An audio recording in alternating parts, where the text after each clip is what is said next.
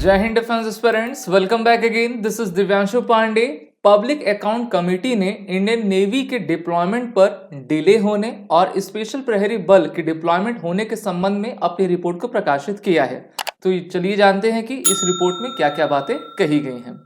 जैसा कि हम सभी जानते हैं कि हमारी पार्लियामेंट के अंतर्गत बहुत सारी कमेटीज आती हैं, जिसमें पीएससी एक इम्पॉर्टेंट कमेटी रहा करती है।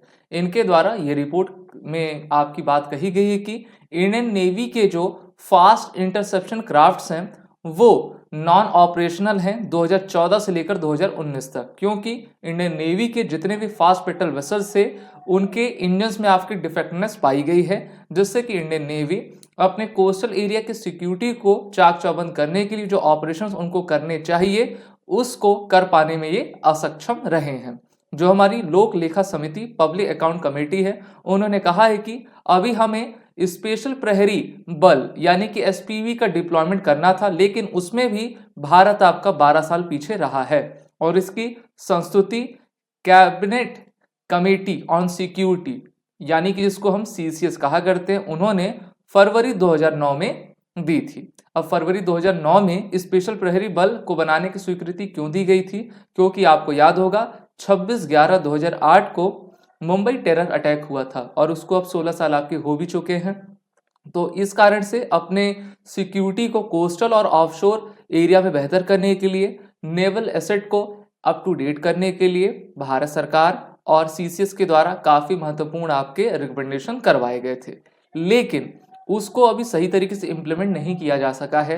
ना ही फास्ट पेट्रोल वेसल के इंजन को आपका फिर से हम मैनेज कर पाए हैं, ना ही स्पेशल प्रहरी बल के डिप्लॉयमेंट को करवा सके हैं।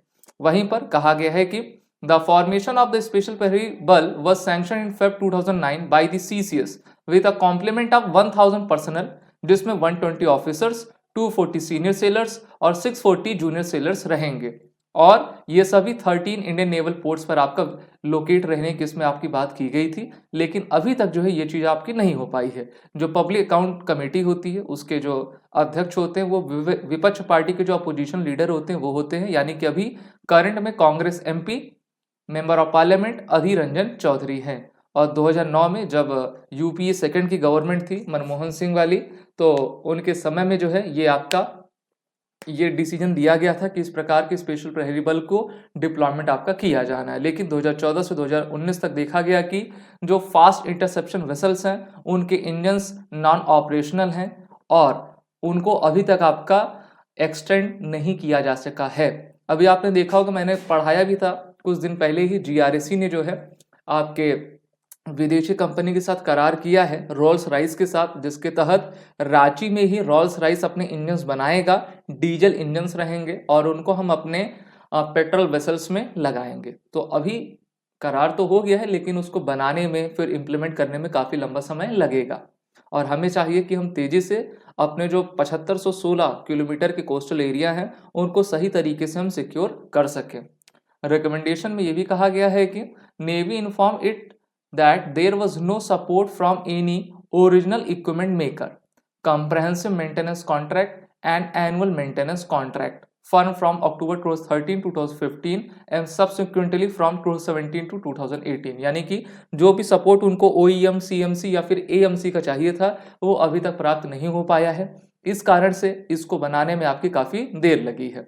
वहीं पर कमेटी ये रिकमेंडेशन भी अपने तरफ से देती है कि The Navy may adopt a systematic approach to conclude annual maintenance contract well in time to ensure timely repair and maintenance and avoid occurrence of such instance of non-availability of AMC in the future। यानी कि जो भी हमारी भारतीय कंपनियां हैं उनके साथ वो करार कर लें कि हर साल जो है हमारी जितने भी शिप्स हैं उनको मेंटेन किया जा सके, उनके इंजन्स आपके डिफेक्टिव ना हो पाएँ, ठप ना पड़ें और इंडियन नेवी अपनी कार्रवाई करती रहें।